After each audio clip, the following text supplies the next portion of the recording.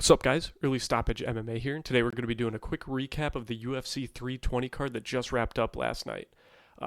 Full disclosure, I did not watch the early prelims. I'm a bit of a casual. I could not be bothered. It did not look very entertaining, so I fucking skipped it. I do not regret my decision. So we're going to jump right into it with the prelims, starting with, the first bout, Edmund Shabazian versus Andre Muniz. This is a pretty good fight.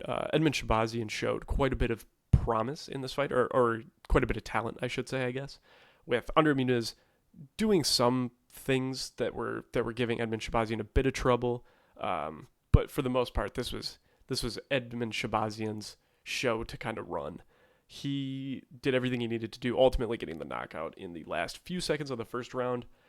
Pretty clean, pretty good performance. I think we're looking at a situation where Edmund Shabazian's next fight is probably someone just outside the rankings. Yeah, I would like to see what he does next. Edmund Shabazian finally, after all this time, showing enough promise to be around the rankings. It's good to see. He's put in the work, and at 27, he's still got room. Still got time, still got room. Yeah, Edmund Shabazian is not going anywhere. Moving on to a fight that really made me angry. Padgy Mix versus Jakob. I'm not going to try to pronounce the last name of this guy. This was a bad fight. This was a terrible fight. I don't think that Padgy Mix lost this fight. However, that is not a compliment. I don't think the Padgy Mix looked very good either. I think it's clear at this point that Padgy Mix is not this fighter that we all kind of thought he was. And I don't really know what changed. Because in Bellator and PFL a little bit, he looked so good. He did not look at all like he does in the UFC. Something has to have happened with his game because no part of it functions anymore. He's not a good grappler, really. He's not. He doesn't have submission threats, really. He doesn't have good striking. Like, none of his game that worked before against better competition, honestly, is coming together in the UFC. And I don't think anybody really has any understanding as to why that is. So I think it's pretty clear at this point that, yeah, Padgy Mix it's over. It's done. He's not going to be ranked. I don't even think he's going to be ranked. I think that he's probably hit his ceiling. Struggling with this dude he's a KSW champion, so he's, there's talent, but it's nothing compared to what he should be facing, given his resume and his history. At this point, it's really sad because I don't think I would even pick him. If he went back to the PFL, I don't even think he'd be a PFL champion. Yeah, it's no good. Padgy Mix just clearly is not who we thought he was, and I don't know why that is. So if you have any ideas or insights, please leave them in the comments. I am baffled and also fascinated by this whole situation with Padgy Mix. Yeah, not an impressive performance. Should have won, in my opinion. But it's not a stock-raising win by any means. Who fucking knows what they're going to do with him next? To be honest with you, I don't really care. Yeah. Moving on to a fight that was actually great. If you watched our predictions video, our picks and predictions video, I called this fight out as like the fight to watch on the card, as like potential to be very exciting, and it was awesome. Jusang Yu versus Daniel Santos, both these guys fucking rule. I mean, Daniel Santos ultimately coming out with a win here.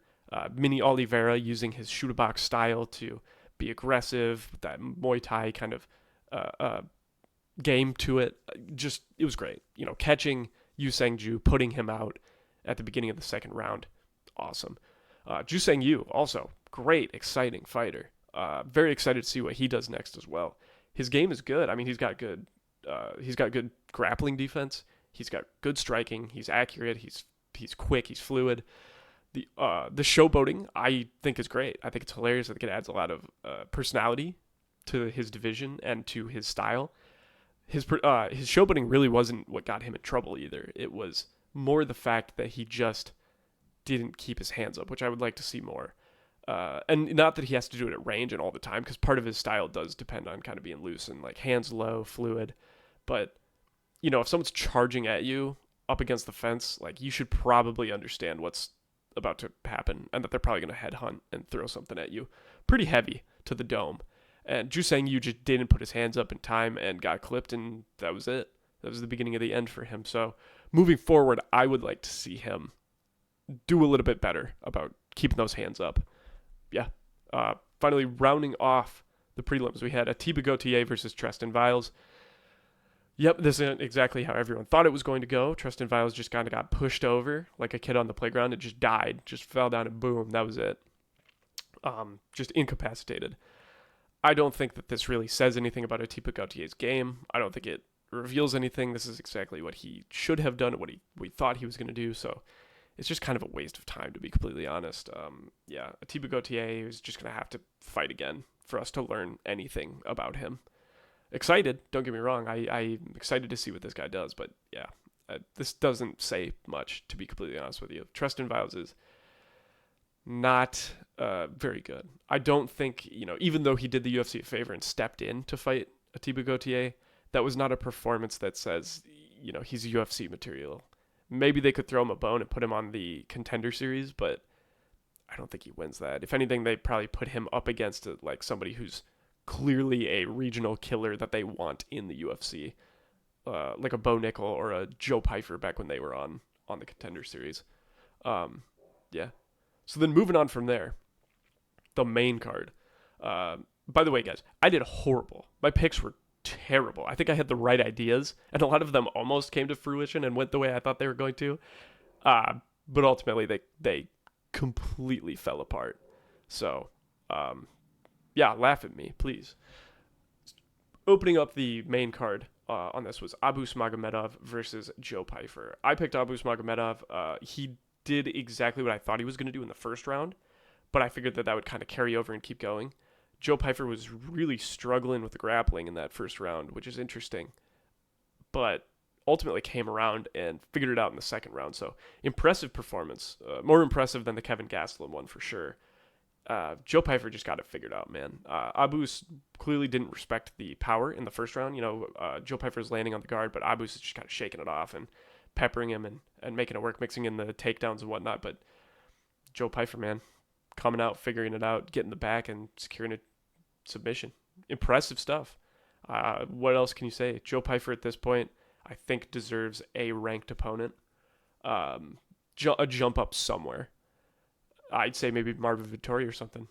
Let's make it happen. Let's see if Joe Pyfer can actually put out the orc himself. Yeah, not much else to say about that. Josh Emmett, Yusuf Zalal. No one gives a fuck. No one is happy that Yusuf Zalal won. It was an impressive performance that literally no one cares about and that no one values, which is kind of sad. Yusuf Zalal seems like a cool enough guy. It was an impressive performance, but no one's going to hold this against Josh Emmett, and I don't think anyone's really going to find this an impressive win on Yusuf Zalal's resume going forward. Yeah, I think it's more about whatever Yusuf Zalal's next fight is, which, who knows? I could see like a fight with Yair, that could be interesting, or even a fight with Aljamain Sterling, the guy whose wins are all like submissions recently, fighting a grappler. Could be cool and interesting. I would not be opposed to seeing what that looks like at all. Yeah, Yusuf Zalal, good work, good submission. I don't know if you guys saw in an interview, he was like, I think if I go out there and make a statement win, I'm next in line for the belt. No way, buddy. Absolutely not. That is not happening. So, yeah, this guy needs like 3 more fights before he gets anywhere near the belt.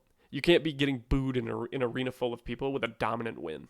You're not getting towards the belt at that point. He's really going to need to put in some work, so. All right, the meat and potatoes of this card, the good shit. Yuri Prohaska beats Khalil Roundtree with a 3rd round KO. This fight was awesome, dude. It was so good. I think it lived up to everyone's expectations and their hype. No one really lost in this either. I mean, Khalil got knocked out, flatline KO'd, but he looked so good in the first 2 rounds. I mean, his game plan worked perfect against Yuri. He did everything he needed to do to kind of shut Yuri down. Looked great doing it. He looked like a killer. So fast, so explosive. But ultimately, Yuri finds a way. Yuri always finds a way. And that's exactly what he did. Coming out in the end and just flatline KOing Khalil Roundtree in the 3rd round. I think the difference maker here was not actually Khalil full-on gassing himself out, because I think he was doing fine, and we've seen him put on a higher pace for a longer fight. I think it really came down to Yuri putting together the body work at the end of the 2nd round and then the most of the 3rd round. I think that really took its toll on Khalil and his cardio, and you could see when Khalil got hit to the body, he would drop those hands and try to cover his body with his arms. It was pretty fucking brutal. Khalil showed a lot of heart though. Yuri showed a lot of heart. Who doesn't like to see Yuri win? I mean, it's just such a feel good thing. Yeah, great fight. Excited to see what Khalil does next. Excited to see what Yuri does next. It's got to be a title shot for Yuri at this point. Great stuff. Great performances. Yuri is just a shark. As soon as he smells blood, he goes for it. Let's go for that. You can't beat Yuri unless you're Pereira. It's just the rules, I think. So yeah, great fight. Fight of the night, in my opinion. Moving on from there, we had Merab versus Corey. I think that this fight went exactly as I thought it would. Corey did better than I thought he was going to in this first round. I think Corey's work in the first round was exactly kind of what he needed to do, but I just think that you cannot keep that game plan up against Merab because Merab will make adjustments. Merab has shown that he is smarter. He has good game planning. His cardio is just ever insane. His striking has been getting so much better, and his danger factor is rising with every fight. Getting that submission last fight was crazy, and then almost knocking out Corey was insane. I was on the edge of my seat. Watching Merab get a KO victory would have been something else. I think that would have been just baffling. And he almost did. I think he would have if he didn't let off the gas, but Merab does what Merab does, and so just a dominant victory. Merab's the bantamweight GOAT. His resume is just, you can't even compare it at this point. It's undeniable. Who beats this guy? I mean, Merab is just going to dominate this division, I think, until he gets too old. I just don't know how else to put it. So, yeah, impressive win for Merab. Can't wait to see what he does next. Please fight Petr Yan in December. I think that's going to be a good fight. I think there's enough intrigue there. Petr Yan has great takedown defense. He's got a new camp. He's looked amazing in his last two fights. Yeah, book it. No one's going to complain at this point. Yeah. Moving on to the main event. Magomed Ankalaev gets slapped. Not even slapped. I mean, just gets TKO'd by Pereira. But it's such a good feeling.